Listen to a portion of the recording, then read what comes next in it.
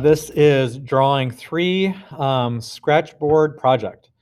So in this one, the assignment is to create 2 designs this time that are either going to be a 9 by 12 or an 8 by 10 Scratchboard design of your choosing.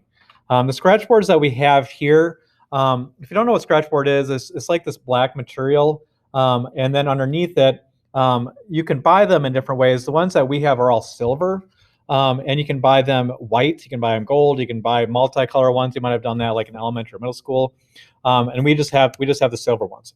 If you want to really kind of get into it and do and buy your own Scratchboards, you can really kind of come up with a lot of designs. They go pretty quick. That is why you're doing 2 of these, which is a 9 by 12 or an 8 by 10, whatever you kind of have available. If it's a little bigger than that, that's okay. I have those 2 sizes because I have frames that fit those 2 sizes. So I want to make sure you kind of stay with that kind of thing. If you want to do a little bit differently, like 8.5 by 11, I think I have a frame for those kind of things. So I'm always thinking about how I can display your artwork.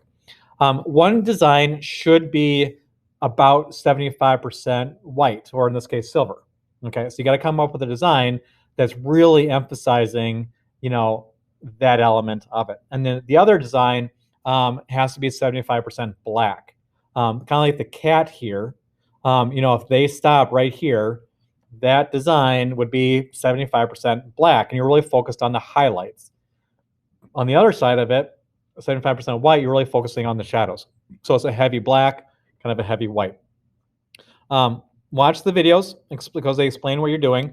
So this cat video is like 1 hour and 51 minutes long. Do not watch the whole thing, okay? Unless you're really into it. He does go over quite a bit of stuff on that one and really get meticulous. So if you want to get good at it, absolutely watch it. But for the most part, this is just to kind of get a taste of Scratchboard as more of a fine art versus just kind of a fun thing you might have done in elementary or middle school, okay? So you type that in. So remember, you copy and paste how to Scratchboard drawing tutorial, hour 51 minutes. Look that up on YouTube and watch that, and kind of skip around a little bit. So watch about 10, 15 minutes. That's more than enough. The other part, it says getting started with Scratchboard, the tools. That one I do want you to do. So you should have a smaller piece of Scratchboard. If you don't, you have to ask me about it. And that one you're going to be doing a couple tutorials on. It's only 4 minutes, 11 seconds. So you're going to do that. Then the basic directions. So watch the videos, complete the examples, which is, again, just this part you're going to be turning in.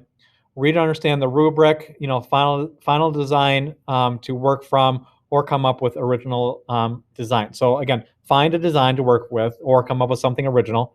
And this is where I want you to get 4 ideas approved from me. 2 that are heavy black, 2 that are heavy and white, okay? Because I want you to play around with both. So 2 ideas, and then you're going to select your favorite idea from the heavy black, select your favorite idea from the heavy white.